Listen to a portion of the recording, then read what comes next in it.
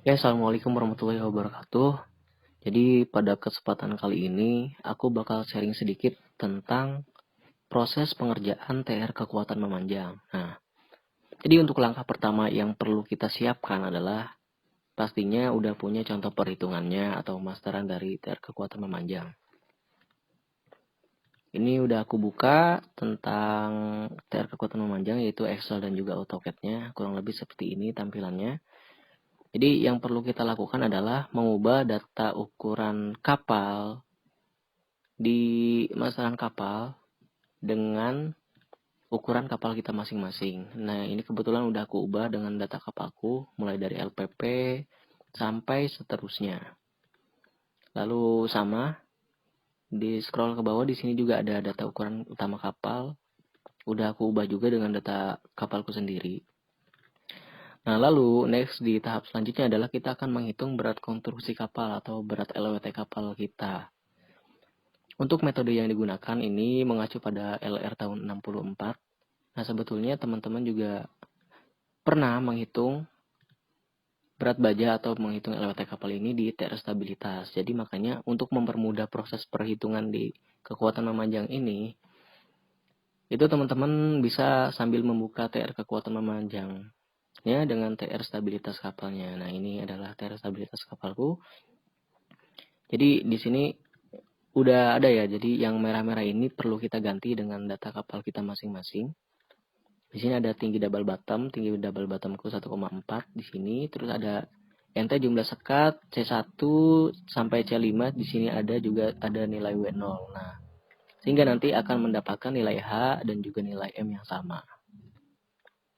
Oke, next selanjutnya di tahap pengerjaan kekuatan memanjang kita akan menginput nilai A. Nah, nilai A ini pun kita dapatkan dari TR stabilitas kita. Nah, di sini ada nilai A ya. Nilai A ada di tabel sini dan nilai A ada di tabel kekuatan memanjang sebelah sini. Nah, sama tahapnya yang perlu kita ubah adalah data yang berwarna merah saja.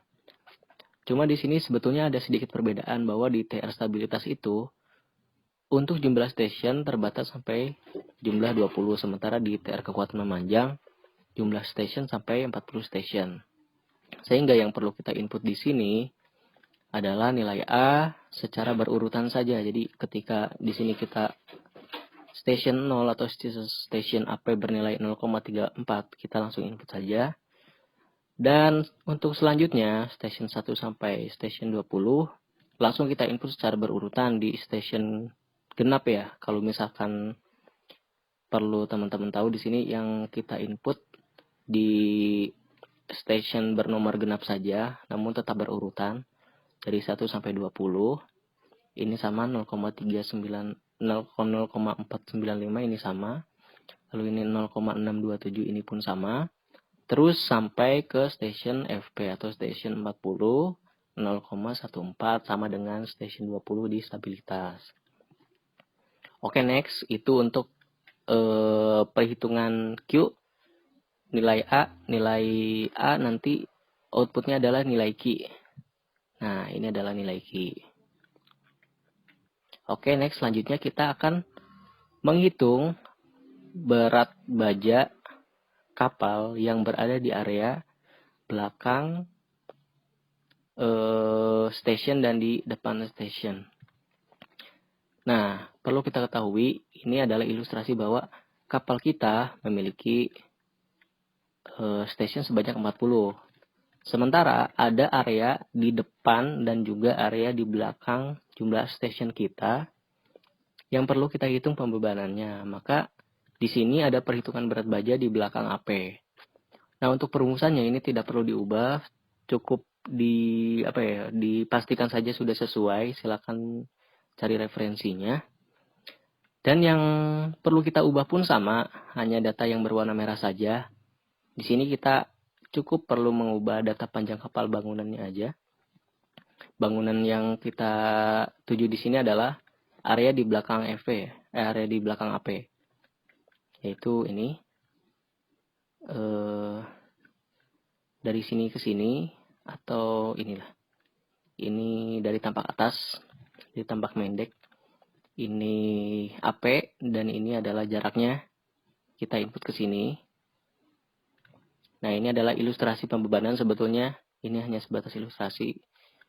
Pembebanannya seperti ini. Lalu nilai yang berwarna hitam ini akan menyesuaikan dengan perumusan yang ada gitu. Jadi pastiin aja rumusnya sudah sesuai.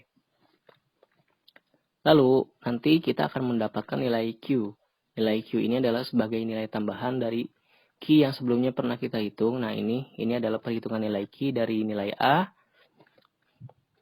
Lalu ini adalah tambahan, dan juga ini di sini pun ada tambahan.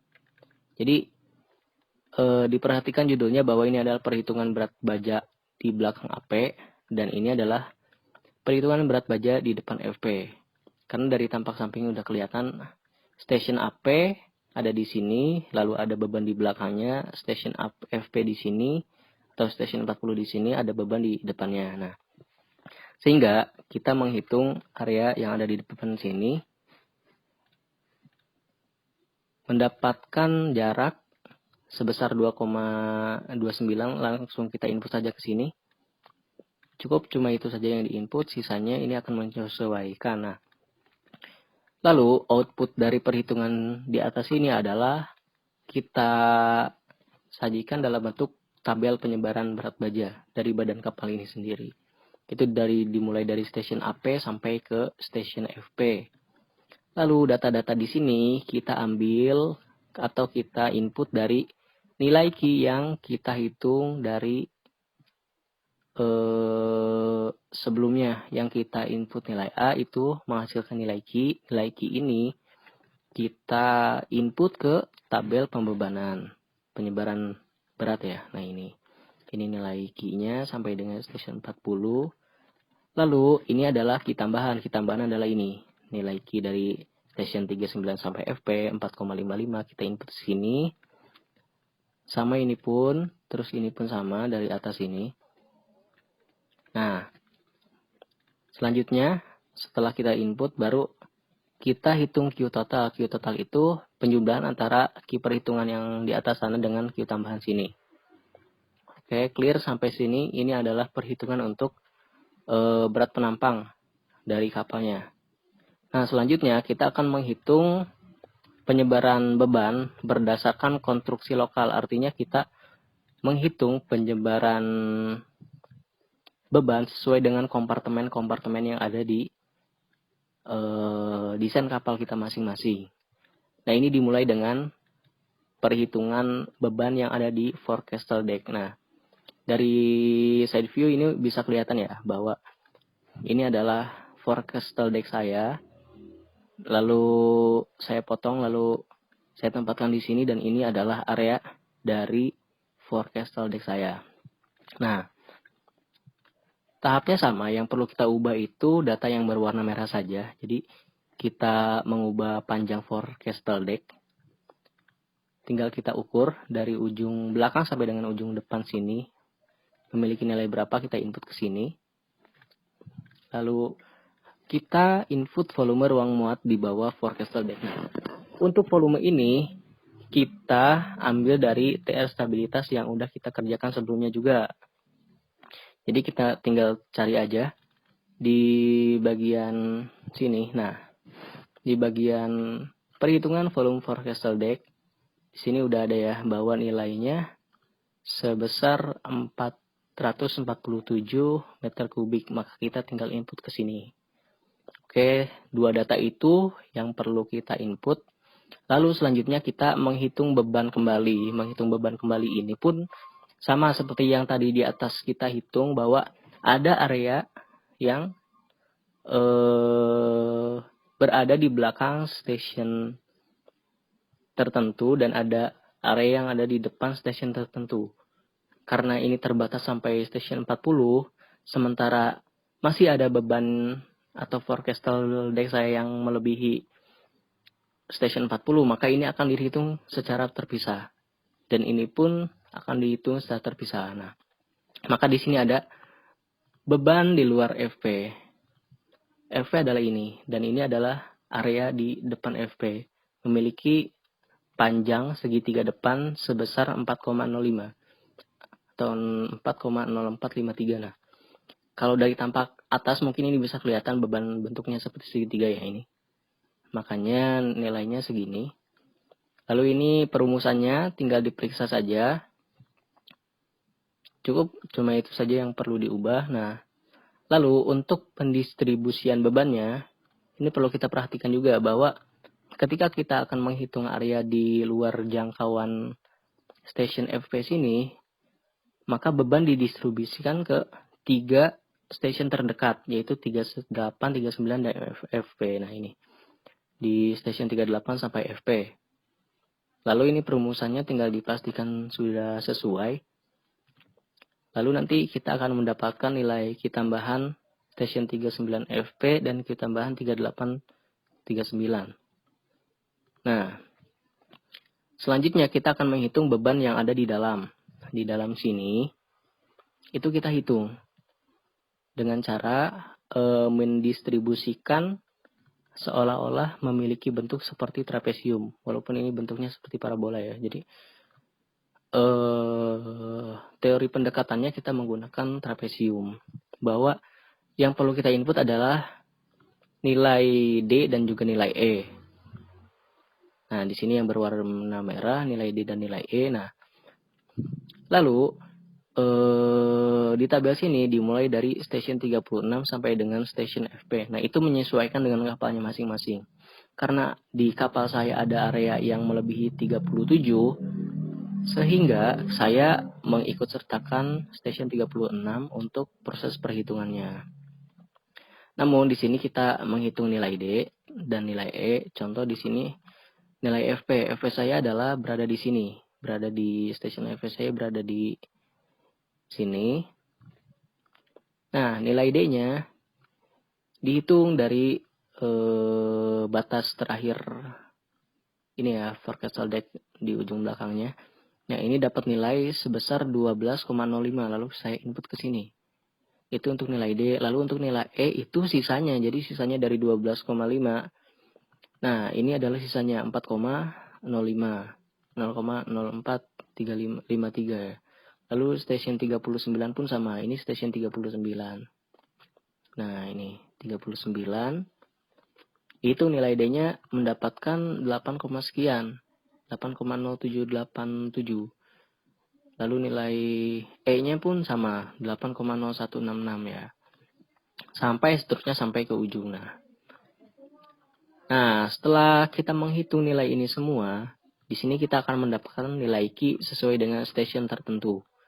Lalu nanti kita sajikan dalam bentuk tabel ini. Jadi dari stasiun 36, 37, 38, 39 sampai FP. Nanti dapat nilai Q dari sini dan juga ada nilai Q tambahan dari sini dan juga dari sini. Ya. Sehingga kita mendapatkan Q total, pastikan rumusnya sudah sesuai. Q total adalah Q rata-rata ditambah dengan Q tambahan. Oke. Sudah. Perhitungan untuk forecastle deck itu udah clear, kita masuk ke perhitungan pub deck. Nah, metode yang digunakan pun sama, kita akan menghitung area pub deck yang terbagi antara area yang ada di belakang station dan area yang ada di depan station. Nah, sama yang kita input ini, nilai V-nya kita ambil dari tes stabilitas juga, kita tinggal cari aja untuk pub deck. Nah, ini perhitungan pub deck. Nah, ini ada volumenya. Volumenya tinggal masukkan ke sini. Lalu ini adalah panjang dari pub deck yaitu sendiri 35,97. Tinggal di input. Nah, selanjutnya kita menghitung beban yang ada di luar AP. Kita menghitung secara terpisah. AP ini nilai AP, ini ada beban di belakang. Nah, seperti ini ilustrasinya bahwa yang kita inputkan adalah nilai X-nya atau panjang ruangan di belakang AP. Lalu sisanya menyesuaikan. Langsung ke perhitungan ruang yang ada di depan AP. Dari depan AP ini kita distribusikan sama ke bentuk perhitungan trapesium yang tadi kita hitung di area forecastle deck tadi. Jadi nilai D dan nilai E Ini kita hitung seperti tadi, ini nilai D, ini nilai E, ini nilai D, ini nilai E. Tinggal kita input. Nah, ini dibatasi dari station sampai dengan station 8 karena kapal saya berada di station 7, melebihi station 7, namun belum sampai station 8, tapi tetap diikut sertakan seperti itu. Nah, terus nanti ada perhitungan di depan sini, di setelah station 7, itu kan ada beban tambahan nih, karena memang belum sampai sekatnya enggak tepat di garis station, maka ada perhitungan khusus untuk area di depan station 7 ini. Kita masukkan panjangnya, panjang area yang ada di depan station 7 saya ini sebesar 3,4 ya ini ya. Udah dihitung 3,4. Tinggal di input. Nah, sisanya ini akan menyesuaikan juga. Nah, lalu tetap sama bahwa outputnya itu adalah dalam bentuk tabel. Tabel penyajiannya mulai dari, karena perhitungannya dimulai dari AP sampai dengan station 8, maka langsung di input saja dapat nilainya berapa. Pastikan rumusnya sudah sesuai. Dan ini udah clear untuk perhitungan pubdeck. Selanjutnya kita ke perhitungan botek. Untuk perhitungan botek pun sama. Metode yang digunakan sama. Jadi tandai dulu area botek. Di sini station yang berada di dalam botek ini ada 1, 2, 3, 4, yaitu station 4, 5, 6, 7. Lalu kita ikut sertakan juga station sebelumnya dan sesudahnya, karena ini diperlukan untuk perhitungan beban sisa, artinya beban yang ada di luar dan juga beban yang melebihi ini. Untuk volumenya sama, tinggal diinput dari tel stabilitas, L-nya tinggal diukur dari panjang boteknya ini, lalu masuk ke perhitungan yang ada di belakang station terjauh. Nah, station terjauh saya untuk area botek sini ada di station 4, sehingga di sini ada di station 4. Nah, lalu kita ukur panjang dari batas bangunan botek saya sampai ke station 4 sini, jaraknya itu berapa. Nah, dapat jarak 0,285. Saya inputkan ke sini panjang ruangan di belakang station 4 ya. Untuk rumusnya ini menyesuaikan. Nah, perlu dilihat juga bahwa di sini ada deskripsi yang menyebutkan bahwa beban didistribusikan ke dalam station 3 sampai dengan 5. Karena area sini dihitung terpisah, sehingga beban didistribusikan ke area sebelum dan area sesudah. Jadi station 3, 4, dan 5 kita ikut sertakan untuk menghitung, nanti dapat output Q tambahan ini, Q dari 3 sampai 4, Q 4 sampai 5. Nah, lalu selanjutnya kita menghitung beban di station terjauh di depan. Station terjauh di depan botek saya ini ada di station 7. Nah, lalu masih ada sisa ruangan botek, yaitu sejauh 3,4. Kita inputkan saja ke sini. Kita input ke nilai X-nya. Lalu ini rumus menyesuaikan. Nah, pastikan juga di setiap tabel ini itu sesuai dengan kapal kita masing-masing. Karena ini perhitungan dimulai dari station 3 sampai station 8, otomatis di tabel ini harus ada station 3 sampai station 8. Lalu untuk nilai Q ini itu didapat dari nilai Q perhitungan di atas. Nah, di awal-awal sini, di perhitungan botek sini, kita mencari V, kita mencari L. Nah, di sini kita dapat nilai Q. Nilai Q sini, pastikan udah masuk ke sini sesuai ya. Dan untuk nilai di station 3 dan 8, ini mendapatkan nilai 0. Kenapa demikian? Karena area di botek saya itu tidak bersinggungan langsung dengan station 3 dan station 8, sehingga nilainya 0 kayak gitu. Ini kita tambahan. Nah, itu pun berlaku untuk perhitungan bridge deck pun sama. Ada perhitungan nilai V, terus nilai L, terus jaraknya berapa. Terus nanti yang di depan jaraknya berapa juga.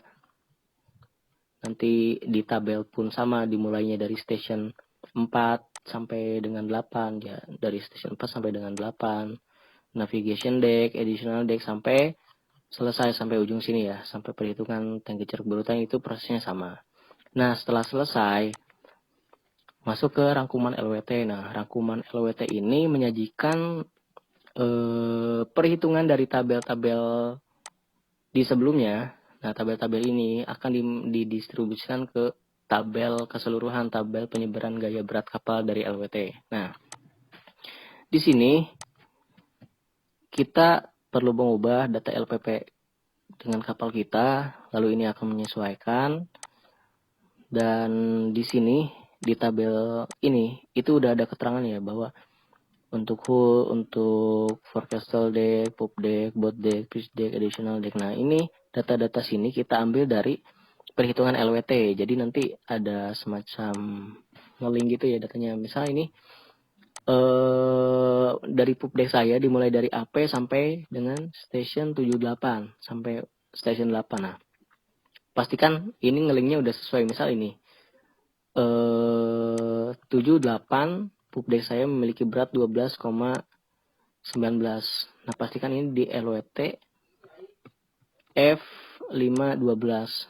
Kita cari di sini di LWT F512. Nah, ini area pop deck saya.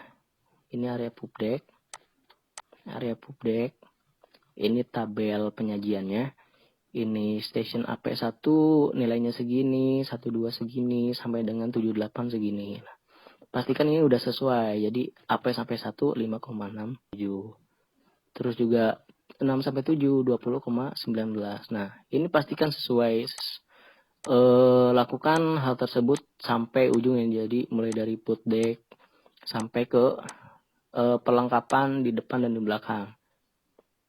Nah, setelah selesai nanti kita akan mendapatkan nilai LWT kapal kita. Oke. Lalu di sheet selanjutnya ini adalah bentuk grafik dari penyebaran berat kapal di kapal kita. Nanti mungkin grafiknya seperti ini, itu ya ada yang diubah. Lalu nanti untuk proses perhitungan DWT pun proses yang dilakukan itu sama. Kita nanti menghitung rute pelayaran, terus juga kecepatan dinas, jumlah kilo ABK, terus BHP mesin. Nah, ini diambil dari RU. Lalu untuk ini pun full oil tank, nanti volumenya kita ambil dari TR stabilitas sampai seterusnya sampai ruang muat hingga mendapatkan tabel distribusi yang sama dan grafik penyebaran DWT. Nah, mungkin udah cukup sekian dulu yang bisa aku sharing. Kurang lebihnya mohon maaf. Terima kasih. Assalamualaikum warahmatullahi wabarakatuh.